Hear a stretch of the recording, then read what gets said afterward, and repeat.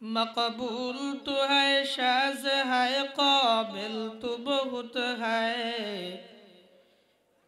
मकबूल तो है शाज़ है काबिल तो बहुत है, आईना के मानिंदे तो नहीं दिल तो बहुत है, आईना के मानिंदे तो नहीं दिल तो बहुत है।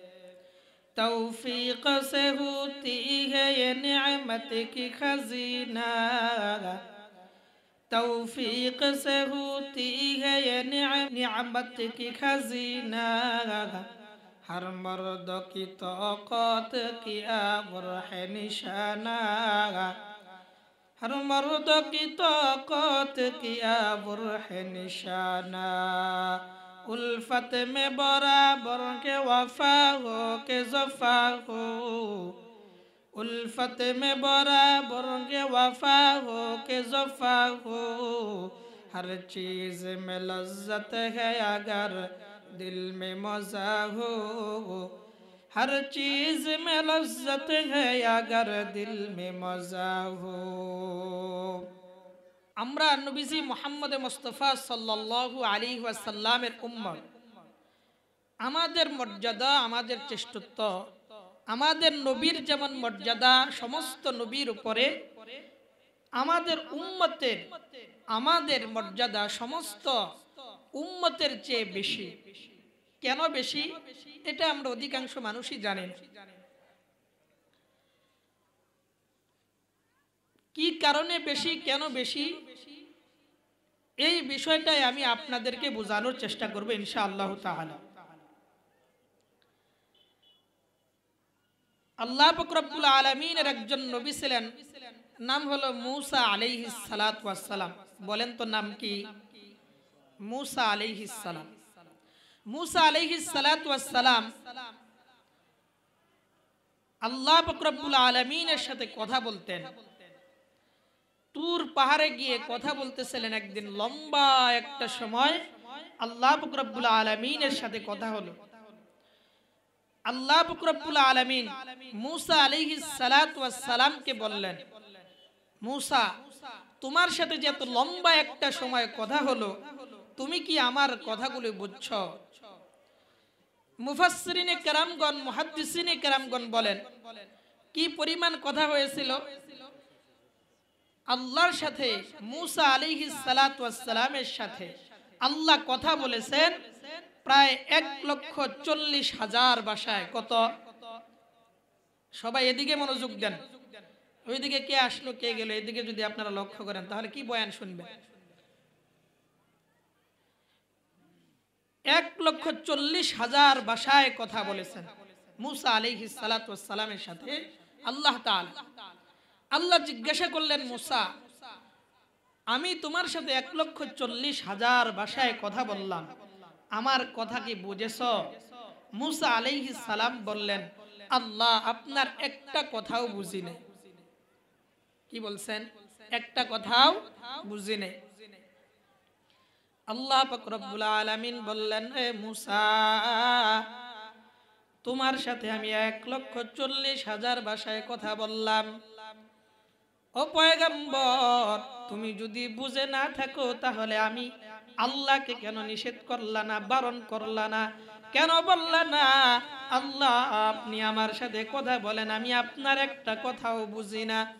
পয়গম্বর মূসা আলাইহিস সালাতু ওয়াস সালাম বললেন, আল্লাহ, আপনার কথা বুঝি আর না বুঝি, আপনার কথা যতই শুনি ততই মজা লাগে। সুবহানাল্লাহ। কি বলেন? আল্লাহর কথা শুনলে মজা লাগে কি লাগে না? যখন ইমাম সাহেব নামাজের মধ্যে তেলাওয়াত করে তখন আমরা বলেন তো দেখি কয়জন সূরা ফাতিহার অর্থ জানি? কতজন সূরা ফিলের অর্থ জানি? ইখলাসের অর্থ কতজনে জানি? কিন্তু ইমাম সাহেব তেলাওয়াত করলে মজা লাগে কি লাগে না? মজা লাগে। কণ্ঠস্বর যদি আরেকটু ভালো হয় আরো বেশি মজা লাগে। মূসা আলাইহিস সালাম বললেন, আল্লাহ, আপনার সাথে, আপনি আমার সাথে লম্বা একটা সময় কথা বললেন, কিন্তু আপনার একটা কথাও বুঝি নাই, এরপরেও নিষেধ করি নাই, বারণ করি নাই একটাই মাত্র কারণ, সেটা হলো আপনার কথা বুঝি আর না বুঝি যত শুনি ততই মজা লাগে। আল্লাহ পাক রব্বুল আলামিন বললেন, মুসা, লম্বা একটা সময় তোমার সাথে আমি কথা বললাম, এই কথার ভিতরে তোমার এই ভাষার ভিতরে তোমার মাতৃভাষা ছিল না, হিব্রু ভাষা ছিল না। ও পয়গম্বর, তোমার সাথে এখন তোমার মাতৃভাষায় কথা বলবো, হিব্রু ভাষায় কথা বলবো। আল্লাহ পাক রব্বুল আলামিন মুসা আলাইহিস সালাতু ওয়াস সালামের সাথে তার মাতৃভাষায় কথা বললেন। লম্বা আর একটু সময় কথা বলার পরে আল্লাহ বললেন, মুসা, এবার তুমি কি বুঝেছো? মুসা আলাইহিস সালাতু ওয়াস সালাম বললেন, আল্লাহ, আপনি এবার যা বলেছেন সব আমি বুঝতে পেরেছি। আল্লাহ বললেন, মুসা, তুমি কি বুঝেছো? আমি আল্লাহকে একটু শোনাও, তুমি কি বুঝলা, আমি কি বলেছি এগুলো তুমি বর্ণনা করে শোনাও। মুসা আলাইহিস সালাম বলেন, আল্লাহ, আপনি এই যে লম্বা সময় কথা বললেন, এই সবগুলা কথা কি বলা সম্ভব? কি বলেন, একজন বক্তা যদি 1 ঘন্টা সময় আলোচনা করার পরে আপনাদেরকে বলেন যে আপনারা কি বয়ান বুঝেছেন? বললেন বুঝছি, এখন যদি বলা হয় তাহলে শোনান, কি বলেন, আমরা 1 ঘন্টার বয়ান শোনাইতে পারবো না? মুসা আলাইহিস সালাম বললেন, সব কথা তো শোনানো সম্ভব না, কিন্তু মূল মূল কথাগুলো আমি বলতে পারবো। আপনার কথার সার অংশ, মূল কথাগুলি আমি আপনাকে শোনাইতে পারবো। আল্লাহ পাক রব্বুল আলামিন বললেন, মুসা, তুমি শোনাও দেখি মূল মূল কথাগুলো। পয়গম্বর মুসা আলাইহিস সালাতু ওয়াস সালাম আল্লাহ পাক রব্বুল আলামিনকে বলেন, আল্লাহ, কথা বলেন আপনি তুর পাহাড়ে আমি পয়গম্বর মুসার সাথে। ও আল্লাহ, আপনি যে আমার সাথে আমার মাতৃভাষায় কথা বললেন, যত কথা বলেছেন, যত প্রশংসা আপনি করেছেন, আপনি সকল প্রশংসা, সকল কথা, সকল সুনাম আপনি করেছেন কেবলমাত্র শুধুমাত্র শেষ পয়গম্বর এবং শেষ নবীর উম্মতের। সুবহানাল্লাহ। কার সাথে কথা হইতেছিল? মুসা আলাইহিস সালামের সাথে। কিন্তু মুসা আলাইহিস সালামের সাথে কথা বলেন, প্রশংসা করেছেন কার? আমাদের নবী মুহাম্মদুর রাসূলুল্লাহ সাল্লাল্লাহু আলাইহি সাল্লামের, এবং আমরা তার উম্মত, আমাদের প্রশংসা করেছেন। আল্লাহ পাক রব্বুল আলামিনের কাছে মুসা আলাইহিস সালাম এবার জিজ্ঞাসা করলেন, আল্লাহ, আপনি শেষ পয়গম্বরের উম্মতকে আপনি এত কেন ভালোবাসেন? আল্লাহ পাক রব্বুল আলামিন বলেন, মুসা, আমার শেষ পয়গম্বর এবং তার উম্মতের হায়াত হবে অনেক কম, হায়াত হবে অনেক কম, কিন্তু তারা যদি সিজদার মতো সিজদা করতে পারে, ওই সিজদার ভিতরে আমি আল্লাহ পাক রব্বুল আলামিনকে তারা দেখতে পাবে।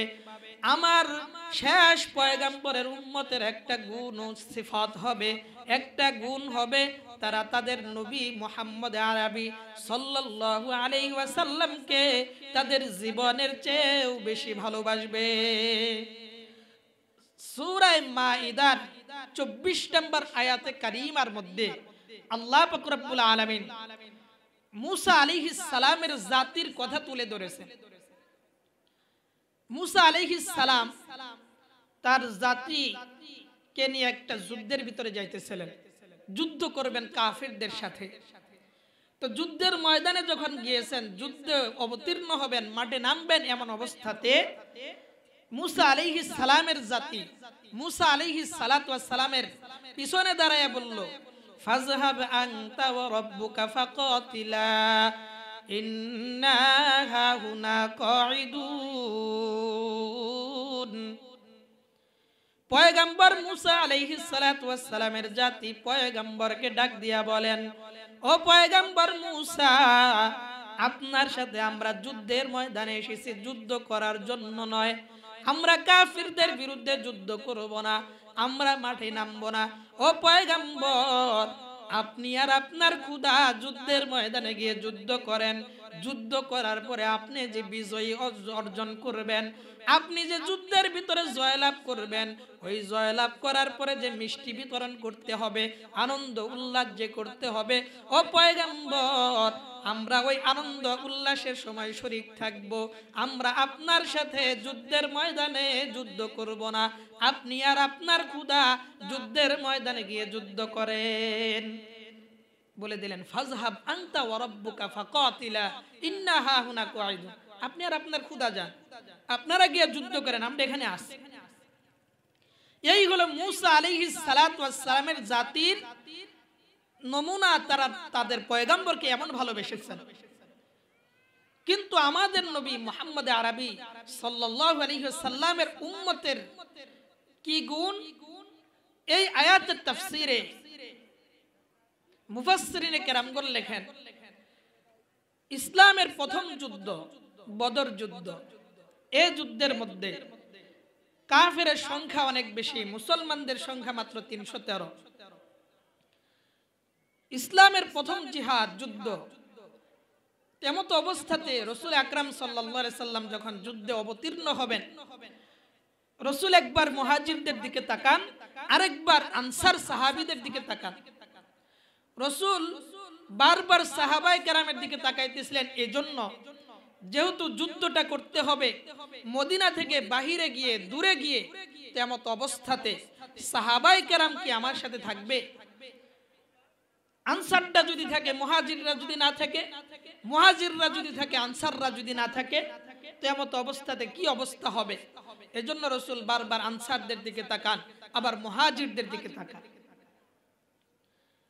আনসারদের ভিতর থেকে একজন সাহাবী সাদ ইবনে মুআজ রাদিয়াল্লাহু তাআলা দাঁড়াইলেন, দাঁড়ায় বললেন, ইয়া রাসূলুল্লাহ, আপনার মনোভাব আমরা বুঝতে পেরেছি, আপনি বারবার আনসার সাহাবীদের দিকে তাকাইতেছেন, আপনি মনে করেন যুদ্ধের ময়দানে যদি আমরা আপনি যদি যুদ্ধের ময়দানে যান, আমরা আনসার সাহাবীরা যদি আপনার সাথে না থাকি, আপনার সাথে যদি একমত হয়ে দূরে গিয়ে যুদ্ধ না করি, তাহলে আপনি বড় কষ্ট পাবেন, যুদ্ধের ময়দানে আপনি পরাজিত হবেন, এজন্য আপনি বারবার আমাদের দিকে তাকাইতেছেন। বললেন, ইয়া রাসূলুল্লাহ, আপনি যুদ্ধের ময়দানে যান, আমরা আপনার ডানে, আপনার বামে, আপনার সামনে, পিছনে থেকে জীবনের শেষ রক্তবিন্দু দিয়ে হলেও আপনার সাথে কাফিরদের বিরুদ্ধে আমরা যুদ্ধের ময়দানে যুদ্ধ করব। সুবহানাল্লাহ। রাসূল তো আনসারদের পক্ষ থেকে একটু সাহস পাইলেন। এবার রাসূল তাকাইলেন মুহাজির সাহাবীদের দিকে। একজন সাহাবী দাঁড়াইলেন, মিকদাদ রাদিয়াল্লাহু তাআলা, দাঁড়ায় বললেন, ইয়া রাসূলুল্লাহ, আনসাররা যেমন আপনাকে আশ্বাস দিয়েছে, আমরাও আপনাকে বলি, আপনি যুদ্ধের ময়দানে থাকবেন, আমরা আপনার পিছনে যুদ্ধ করতে থাকবো, জীবনের শেষ রক্তবিন্দু দিয়ে আপনার সাথে আমরা যুদ্ধের ময়দানে যুদ্ধ করব। আপনি যদি আমাদেরকে সমুদ্রের ভিতরে ঝাঁপ দিতে বলেন, আমরা সেখানেই ঝাঁপ দিব, একটুও দ্বিধা করব না। তাহলে বুঝেন, আমাদের নবী মুহাম্মদুর রাসূলুল্লাহর উম্মতের স্বভাব হলো তারা নবীকে এত বেশি ভালোবাসতো যে তারা যুদ্ধের ময়দানে জীবনের শেষ রক্তবিন্দু দিয়ে যুদ্ধ করার জন্য প্রস্তুত ছিল। কিন্তু মূসা আলাইহিস সালাতু ওয়াস সালামের জাতি মূসা আলাইহিস সালামকে বলেছে, আপনি আর আপনার খোদা গিয়ে যুদ্ধ করেন, আমরা আপনার সাথে নাই, আমরা এখানে বসে থাকব। এই হলো অন্য উম্মতের সাথে আমাদের মধ্যে ব্যবধান। এজন্য মুসলমান আমাদের নবীর উম্মতেরা নবীজি মুহাম্মদুর রাসূলুল্লাহকে কত বেশি ভালোবাসত। নবীকে বেশি ভালোবাসত বলেই আমরা সমস্ত পয়গম্বরের উম্মতের মধ্যে আমরা হলাম দামি, আমরা হলাম শ্রেষ্ঠ। সুবহানাল্লাহ। কেমন নবীজি মুহাম্মদুর রাসূলুল্লাহকে সাহাবায়ে কেরাম ভালোবাসতেন। একদিন রাসূল যুদ্ধের ময়দানে যাবেন যুদ্ধ করার জন্য, এমন সময় একজন মহিলা আসছে রাসূলের কাছে, শিশু বাচ্চা, ছোট্ট বাচ্চা নিয়ে আসছে। আয়েশা বলেন, ও আল্লাহর নবী, আল্লাহর পয়গম্বর, শুনেছি আপনি যুদ্ধের ময়দানে যাবেন যুদ্ধ করার জন্য কাফের মুশরিক বেঈমানের বিরুদ্ধে। ও আল্লাহর নবী, আমার স্বামী ছিল আপনার সাথে যুদ্ধের ময়দানে গিয়ে শহীদ হয়ে গেছে। আল্লাহর পয়গম্বর, আমার বড় ছেলে ছিল, সেও আপনার সাথে যুদ্ধে গিয়ে যুদ্ধের ময়দানে শহীদ হয়ে গেছে। আল্লাহর নবী, এই যে ছোট্ট বাচ্চা দেখেন, এটা আমার দুধের বাচ্চা। ও পয়গম্বর, আপনার কুলে আমি উঠাইয়া দিলাম, এই বাচ্চাটাকে আপনি যুদ্ধের ময়দানে নিয়ে যান, বাচ্চাটাকে আপনি যুদ্ধের ময়দানে নিয়ে যান। কিয়ামতের ময়দানে আল্লাহ পাক রব্বুল আলামিনের সামনে যেন আমি দাঁড়াইতে পারি। আমার স্বামী, আমার দুই সন্তান যুদ্ধের ময়দানে শহীদ হয়েছে, আমি শহীদের মা, আমি শহীদের স্ত্রী।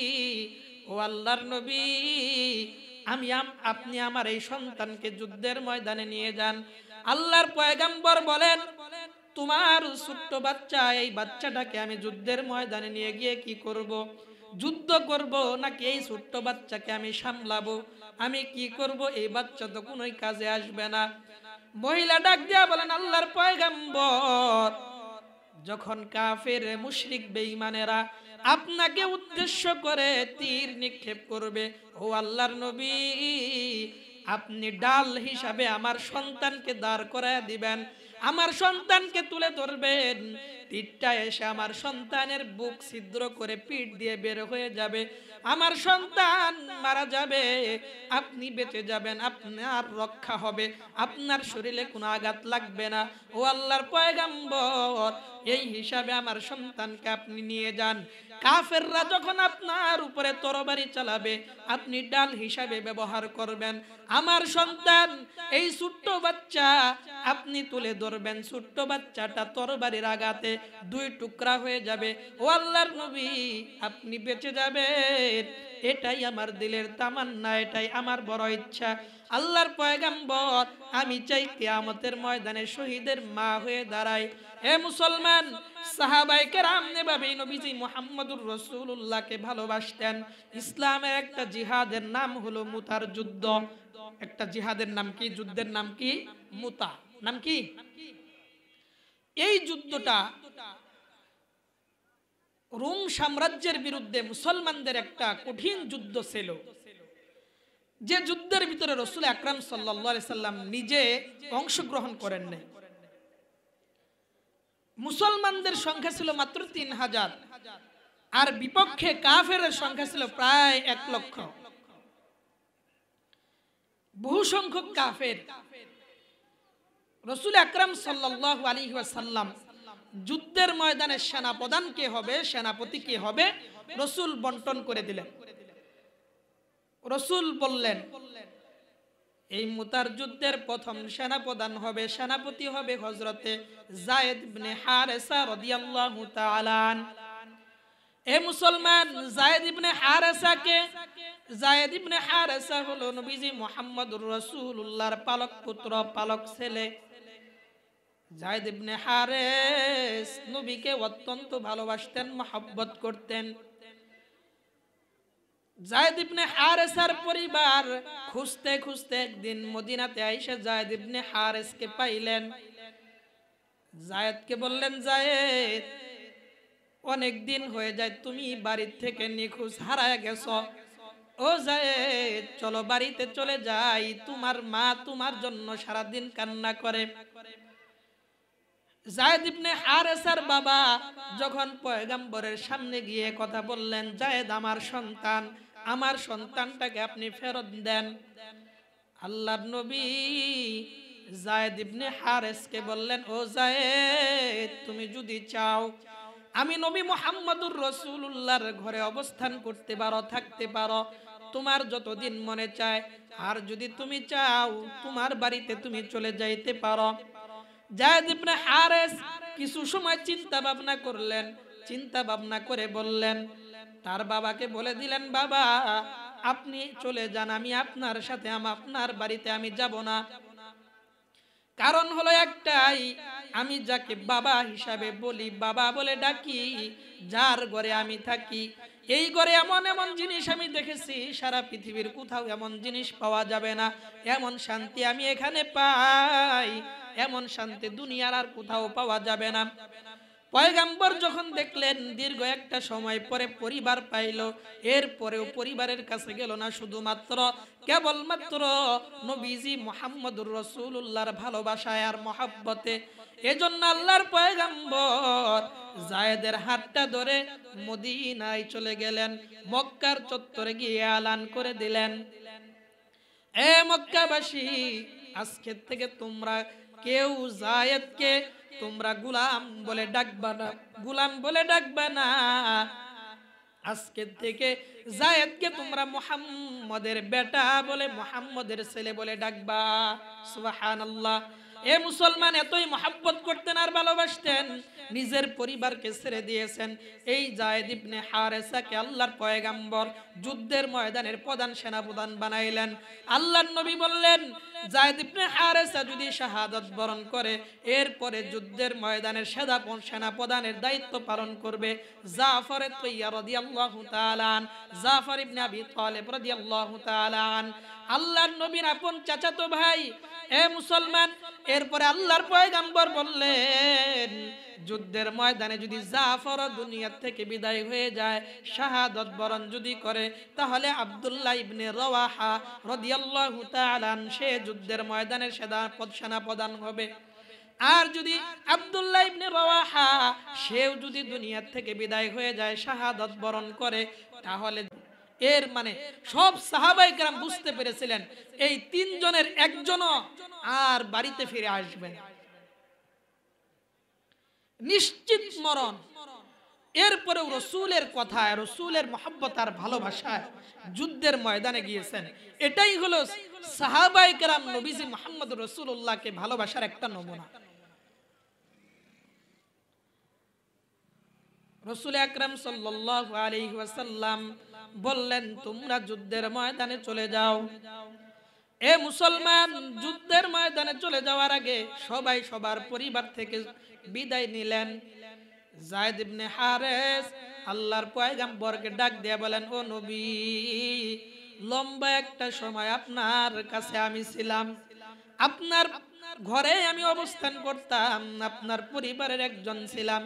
আল্লাহর নবী, কখনো যদি বেয়াদবি করে থাকি মাফ করে দিবেন। জাফর রাদিয়াল্লাহু তাআলা চলে গেলেন তার বিবির কাছে, ছোট্ট ছোট্ট তিনটা বাচ্চা।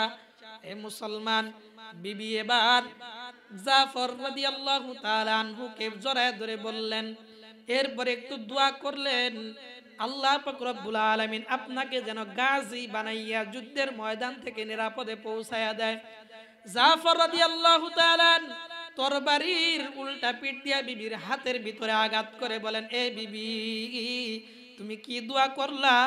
তোমার এই দোয়া তো আল্লাহর আসমান পর্যন্ত পৌঁছবে না। কারণ হলো একটাই, আল্লাহর পয়গম্বর বলেছেন, যদি জাফর শাহাদাত বরণ করে, আব্দুল্লাহ ইবনে রওয়াহা যুদ্ধের ময়দানের সেনাপ্রধান হবে।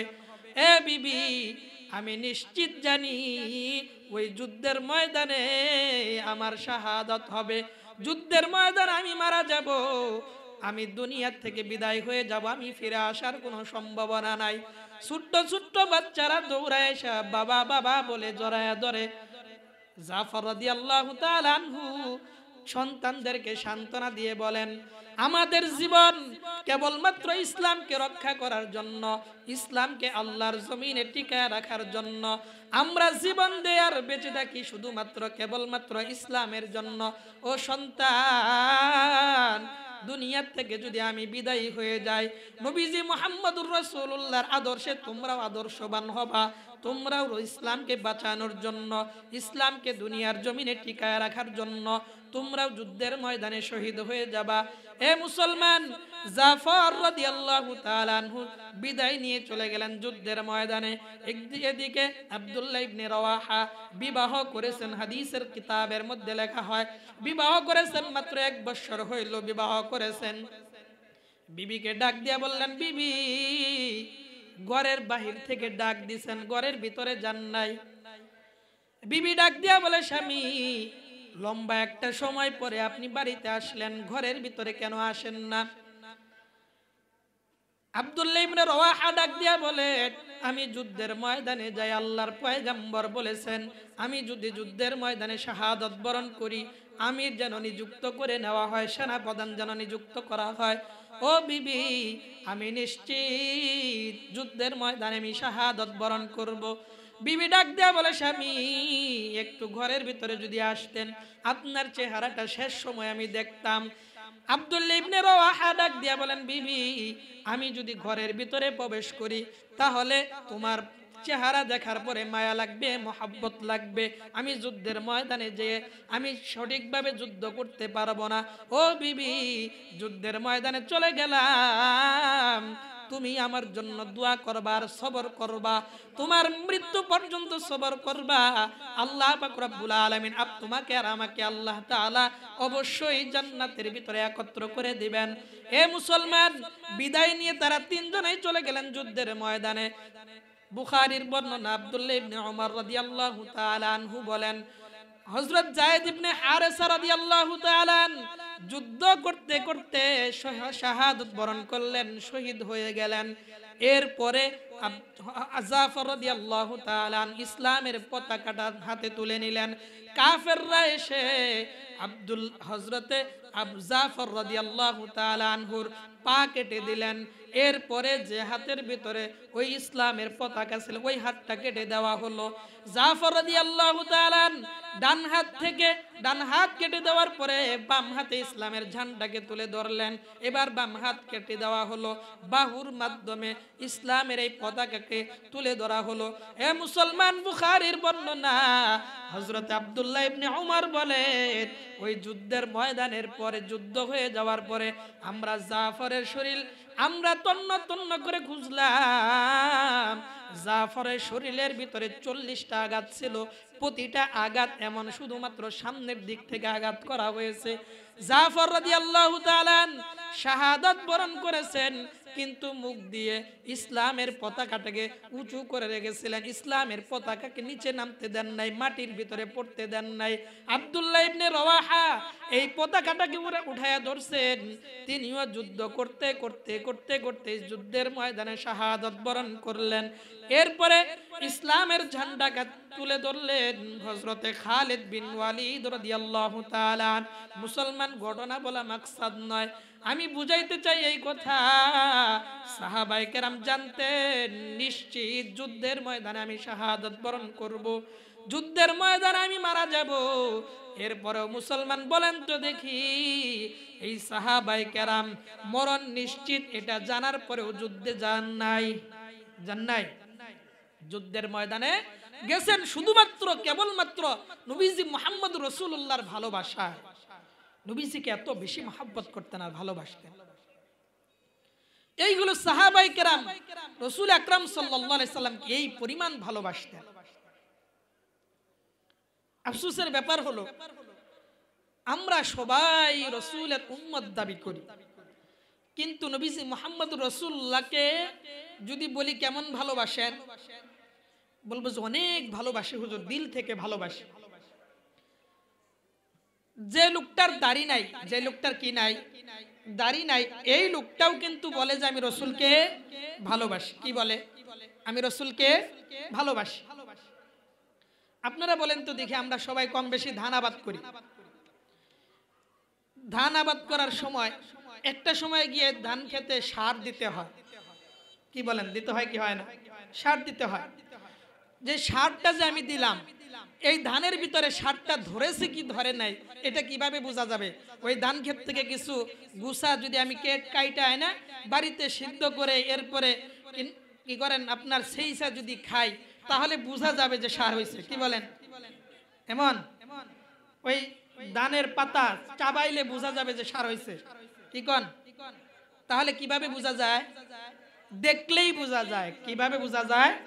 দেখলেই বোঝা যায়। যে লোকটা দাড়ি কামাইয়া বলে যে আমি রাসূলকে ভালোবাসি, তাহলে বুঝেন যে এই লোকটাকে দেখলেই বোঝা যায় সে আসলে সত্যিকারের রাসূলকে কতটা ভালোবাসে। তুমি যদি সত্যিই ভালোবাসতা, মহব্বত যদি থাকতো রাসূলের প্রতি, তাহলে তোমার এটা মুখের ভিতরে প্রকাশ পাইতো। কোথায় প্রকাশ পাইতো? মুখের ভিতরে প্রকাশ পাইতো। রাসূলকে যদি সত্যিই ভালোবাসতা, তাহলে তোমার মাথায় প্রকাশ পাইতো তুমি রাসূলকে ভালোবাসো। তাহলে তুমি বিভিন্ন ধরনের নায়কদের মতো নায়কদের স্টাইলে চুল কাটতা না যদি রাসূলকে ভালোবাসতা। এজন্য আফসোসের ব্যাপার, আমরা সবাই লম্বা চওড়া দাবি করি যে আমরা রাসূলকে বড় ভালোবাসি, বড় মহব্বত করি, কিন্তু কাজে কর্মে আমরা রসুলকে মহব্বত করি না, ভালোবাসি না। এই জন্যই রসুল আকরাম সাল্লাল্লাহু আলাইহি ওয়াসাল্লাম হাদিসের মধ্যে বলেন, লা ইউমিনু আহাদুকুম হাত্তা আকুনা হাব্বা ইলাইহি মিন ওয়ালিদিহি ওয়া ওয়ালাদিহি ওয়ান নাসি আজমাইন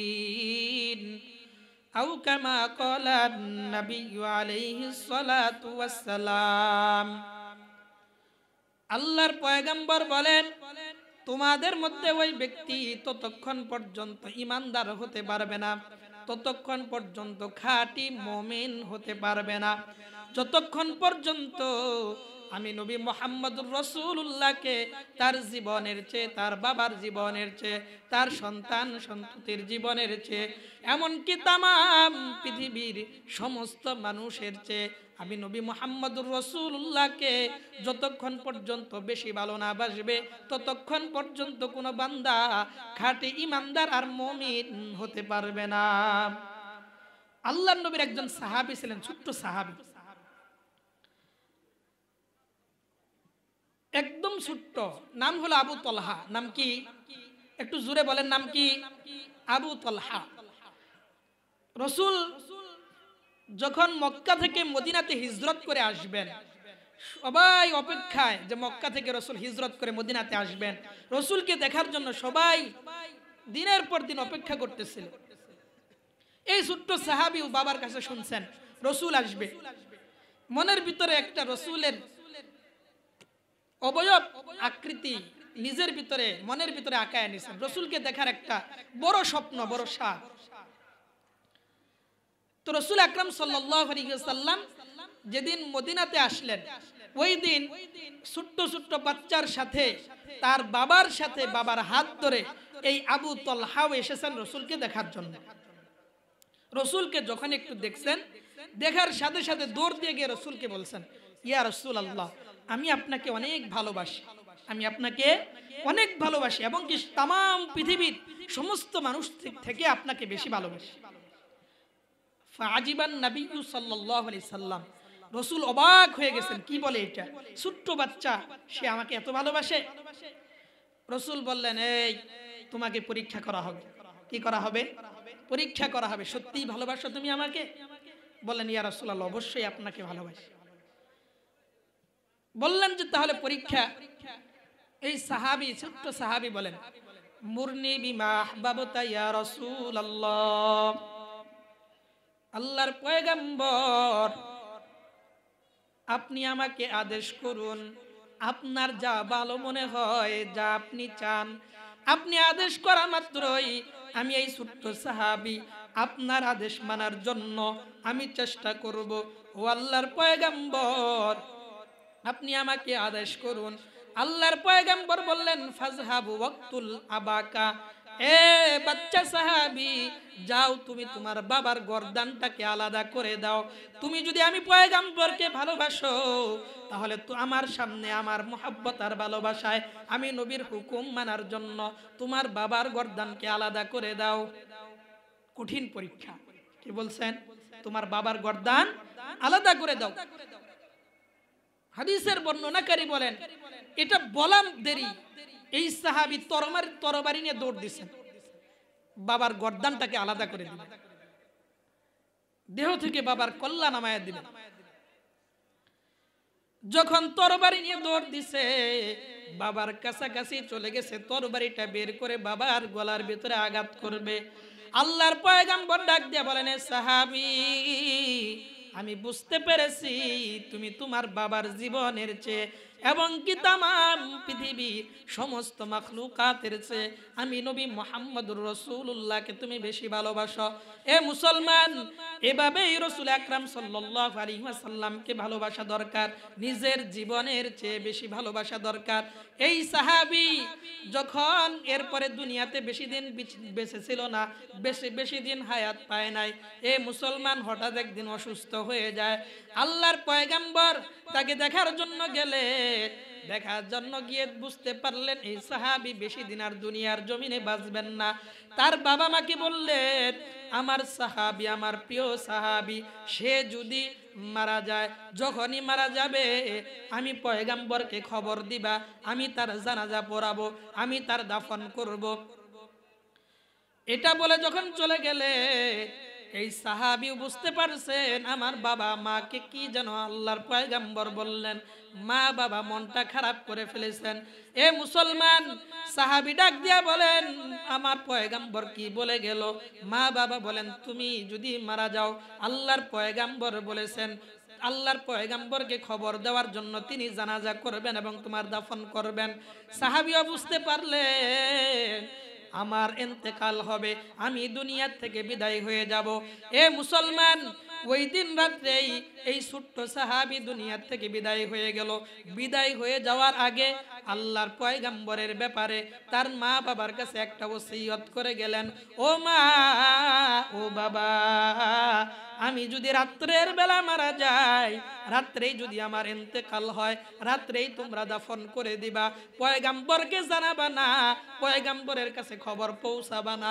কেন খবর পৌঁছাবো না? আল্লাহর পয়গম্বর নিজেই বলেছেন খবর পৌঁছানোর জন্য। কেন আমি খবর পৌঁছাবো না? এ মুসলমান, বাচ্চা সাহাবী কেমন ভালোবাসতেন নবীকে একটু চিন্তা করবেন, এখান থেকেই বুঝার বিষয়। মুসলমান, ছোট্ট সাহাবী আল্লাহর পয়গম্বরকে কেমন ভালোবাসতেন। ডাক দিয়া বলেন, মা, আল্লাহর পয়গম্বর আমার বাড়িতে যে আসেন, যে রাস্তায় আসেন, ওই রাস্তায় আসার সময় কাফেরদের এলাকা অতিক্রম করতে হয়, কাফেরদের এলাকা পার হয়ে আমার এলাকায় আসতে হয়। আমার পয়গম্বর যদি রাত্রে বেলায় আমার জানাজা করার জন্য আসেন, ও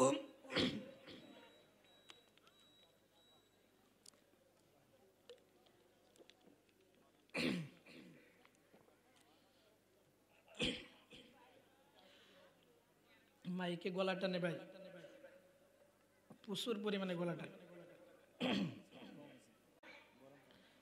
রাসূল আকরাম সাল্লাল্লাহু আলাইহি ওয়াসাল্লামের ব্যাপারে বললেন, তার মাকে বললেন, মা, খবরদার রাসূল আকরাম সাল্লাল্লাহু আলাইহি সাল্লামকে আমার জানাজা করার জন্য আসতে বললাম। কারণ হলো আল্লাহর পয়গম্বর যে এলাকা থেকে আমার এলাকায় আসেন, মাঝখানে হলো কাফেরের এলাকা। মাঝখানে কার এলাকা? কাফেরের এলাকা।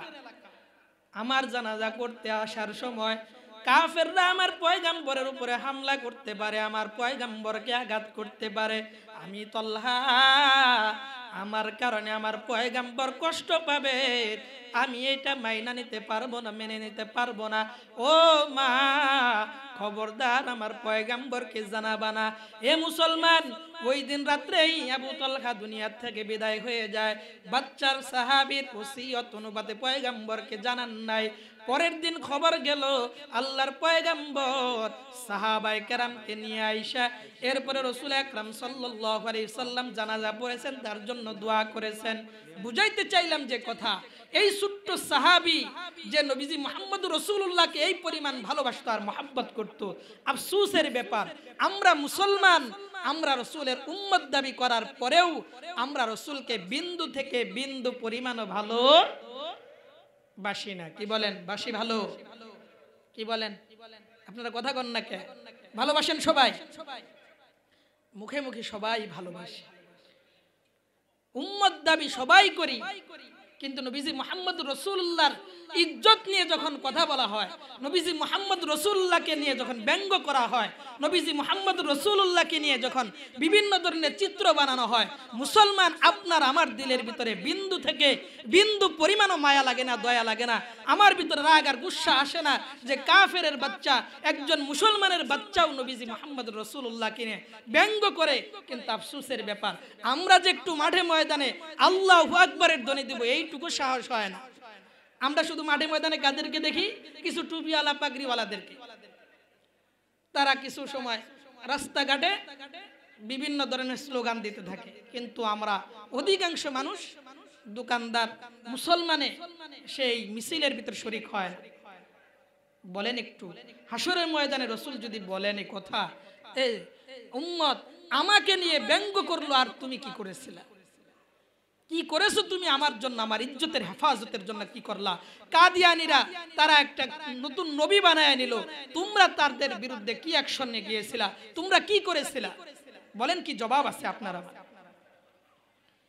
আমরা তো ঘটনা সবাই জানি, রাসূলের বিরুদ্ধে ব্যঙ্গ করেছে আর একজন ব্যক্তি তাকে দুনিয়া থেকে বিদায় করে দিয়েছে। এই না হলো ঈমান, এই না হলো ভালোবাসা, মহব্বত। এজন্য রাসূল আকরাম সাল্লাল্লাহু আলাইহি ওয়াসাল্লামকে নিজের জীবনের চেয়ে এবং কি তামাম পৃথিবীর সমস্ত মানুষের চেয়ে বেশি ভালোবাসতে হবে।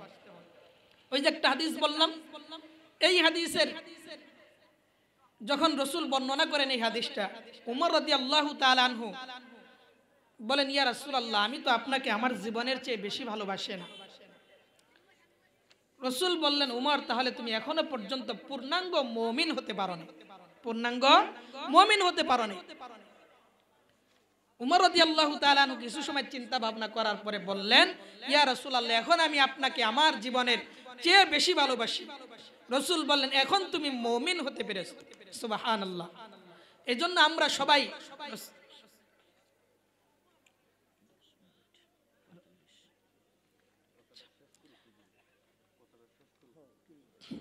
এজন্য আমরা রাসূল আকরাম সাল্লাল্লাহু আলাইহি ওয়াসাল্লামকে সবাই ভালোবাসি। কথা বলেন নাকি আপনারা? আপনারা কি ওয়াজ বুঝেন না নাকি? বুঝেন না? শীতে ধরছে? যদি বুঝেন তাহলে একটু আওয়াজ দিতে হবে। আমি নয় কিছু কথা কম বলাইলাম, আমার পরে যারা আসবেন বয়ান করবেন, আপনারা যদি কথা না বলেন, বক্তার সামনে যারা শ্রোতা থাকে এরা যদি কথা না বলে, তাহলে মনে হবে যে গুরুস্থানে বয়ান করতেছে। কোথায় গুরুস্থানের মানুষ কথা বলতে পারে? যারা জীবিত তারা না কথা বলতে পারে। আপনারা সবাই জীবিত না মৃত? জীবিত। এই যে সবাই কয়, যারা বললেন এরা কি মৃত নাকি? সবাই জীবিত। তাহলে কথা বলতে হবে। তাহলে রাসূলকে কি পরিমাণ ভালোবাসতে হবে? নিজের জীবনের চেয়ে বেশি ভালোবাসতে হবে। সাহাবায়ে কেরাম এত বেশি রাসূলকে ভালোবাসতেন, নিজের জীবনের চেয়ে বেশি ভালোবাসতেন, নিজের জীবন দিয়ে দিতেন সাহাবায়ে কেরাম। শুনেন না, আবু বকর রাদিয়াল্লাহু তাআলা যখন রাসূলের সাথে হিজরতে যাইতেছিলেন, হিজরতের রাত্রিতে রাসূল আকরাম সাল্লাল্লাহু আলাইহি সাল্লামের একবার আবু বকর ডানে যায়, আরেকবার বামে যান, আরেকবার সামনে, আরেকবার পিছনে। আল্লাহর পয়গম্বর জিজ্ঞাসা করেন, আবু বকর, তুমি একবার ডানে যাও, আরেকবার বামে যাও, আরেকবার সামনে, আরেকবার পিছনে, কেন এমন করো কেন? আবু বকর বলেন, ইয়া রাসূলুল্লাহ, আমার ভয় হয় যে আমি যখন ডানে থাকি তখন ভয় হয় কোন কাফের আপনাকে ডান দিক থেকে বাম দিক থেকে আক্রমণ করে কিনা। আমি যখন বামে থাকি তখন আমার ভয় লাগে কোন কাফের ডান দিক থেকে আক্রমণ করে কিনা। যখন আমি সামনে থাকি তখন ভয় পাই কোন কাফের আপনাকে পিছন দিক থেকে আক্রমণ করে কিনা। যখন আমি পিছনে থাকি তখন আমার ভয় হয় কোন কাফের সামনে থেকে আপনাকে আক্রমণ করে কিনা। এটা আমার ভয়, এজন্য আমি ডানে বামে সামনে পিছনে দৌড়াইতে থাকি। এই হলো সাহাবায়ে কেরাম রাসূল আকরাম সাল্লাল্লাহু আলাইহি সাল্লামকে ভালোবাসার নমুনা। এত মহব্বত করতেন আর ভালোবাসতেন।